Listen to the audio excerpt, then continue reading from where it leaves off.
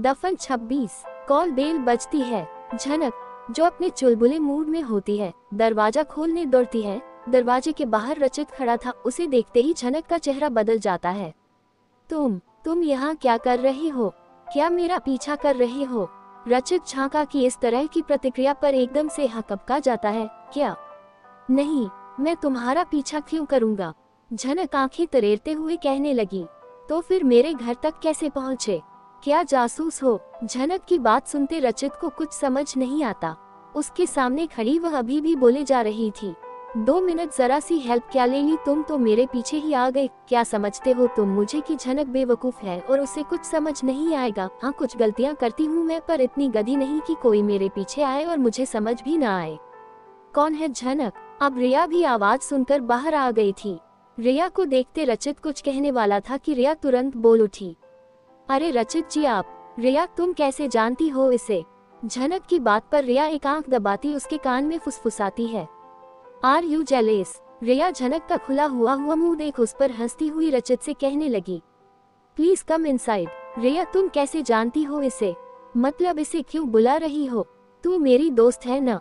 अरे रुक जाओ झनक, इसे मैंने बुलाया है क्योंकि ये तुम्हारा मोबाइल लौटाने आया है। झनक तुरंत चुप हो जाती है। उसकी आंखें बड़ी हो जाती हैं और वह शर्माते हुए थोड़ा पीछे हटती खुद को संभालते हुए अपनी नाराजगी दिखाने की कोशिश करती है। ओह, तो ये बात है, लेकिन ये सीधे मुझे क्यों नहीं दे सकता था? क्या तुम्हारे जरिए ही आना जरूरी था? क्योंकि इसने तुम्हारे फोन से लास्ट आउटगोइंग कॉल देखा और वो मेरा नंबर था, इसलिए मैंने यहाँ घर का पता दे दिया। वैसे तुम्हारे चेहरे पर जो रंग बदला वो देखना मजेदार रहा। रिया ठहाका लगाकर हंसने लगती है जिससे झनक झेप जाती है और रचित की ओर देखकर फिर से थोड़ा चिढ़ने का नाटक करती है। तो तुम मेरे मोबाइल से मेरे दोस्तों को कॉल कर रहे हो? बहुत होशियार हो। और हाँ, ये फोन मुझे दे दो, वैसे भी मुझे तुम पर भरोसा नहीं है।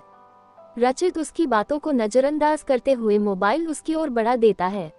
तभी उसकी नजर झनक के गले में बंधे स्कार्फ पर पड़ती है। पल में उसका चेहरा गंभीर हो जाता है। ये स्कार्फ, ये कहाँ से मिला तुम्हें?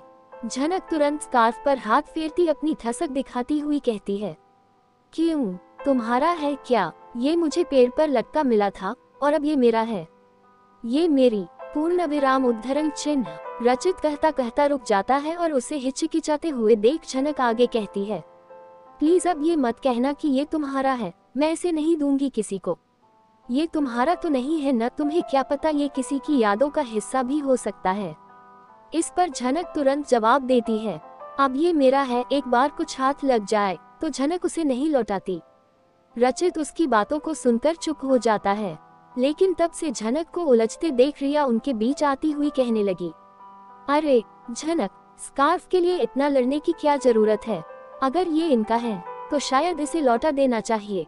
लेकिन झनक करते हुए कहने लगी, नहीं, ये अब मेरा है। वैसे भी ये बहुत स्टाइलिश है और ये किसी की यादों से ज्यादा मेरी अलमारी में ज्यादा अच्छा लगेगा। रचित इस पर कुछ नहीं कहता, वह चुपचाप वहां से चला जाता है। झनक उसे जाते देखती हल्का सा मुस्कुराती है, जैसे उसने कोई बड़ी जीत हासिल कर ली हो। लेकिन रिया के चेहरे पर असमंजस साफ नजर आ रहा था। रचित घर से बाहर निकलकर सड़क पर अकेला चलता हुआ सोच में डूबा था। वह मन ही मन सोच रहा है कि कैसे इस स्कार्फ ने उसे फिर से झलक की यादों में फिर से डूबा दिया। वह ठहरता है, एक गहरी सांस लेता, फिर आगे बढ़ जाता है। लेकिन अंदर झनक और रिया अभी भी आपस में उलझी थी। रिया उसे डांटने के मूड में दिखती है। झनक, तुम्हें ये सब करने की क्या जरूरत थी? वो स्कार्फ हो सकता है उसकी गर्लफ्रेंड का हो, क्या तुम्हें उसकी हालत नहीं दिखी? इस पर झनक मासूमियत से कह उठी। अरे इतना इमोशनल क्यों हो रही हो?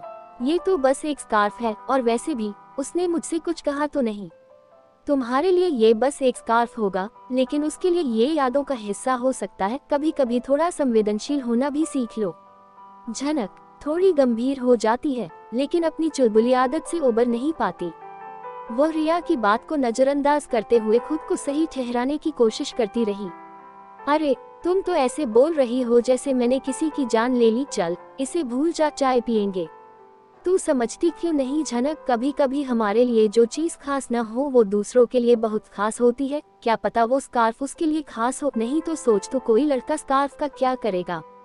क्या सच में रिया मुझसे गलती हो गई? यही तो तेरी प्रॉब्लम है, तू करती पहले है और सोचती बाद में है, और आजकल तो देख रही हूँ तेरी उटपटांग हरकतें कुछ ज्यादा ही बढ़ गई है। रिया देखती है कि अब झनक कुछ उदास हो गई थी, इससे वह उसके पास आती हुई कहने लगी, चल उदास न हो, प्रचित का नंबर मेरे पास है, ये तू उसे लौटा देना, चल अब चाय बना। चाय मुझसे अच्छी न बनी तो? हाँ वैसे भी बाद में किचन सफाई में मुझे नहीं लगना होगा, चलो। रिया उसे घूरती किचन की ओर बढ़ जाती है। झनक के चेहरे पर हल्की मुस्कान थी, लेकिन कहीं न कहीं रचित के चेहरे की गंभीरता उसे सोचने पर मजबूर कर दे रही थी। अनिकेत और जॉन अब साइड पर खड़े एक ही दिशा में देख रहे थे। यही वो जगह है जहां से प्रोफेसर हामिद गायब हुए। हम अनिकेत, लेकिन तुम तो किसी इंक्रिप्शन की बात कर रहे थे। हाँ बस यहीं पर सारी कहानी अटकी हुई है। जहाँ से प्रोफेसर गायब हुए वहाँ कुछ इंक्रिप्शन मिले और कुछ उनके टैंक में भी, जिन्हें कोई भी आर्कियोलॉजिस्ट पर नहीं पाया।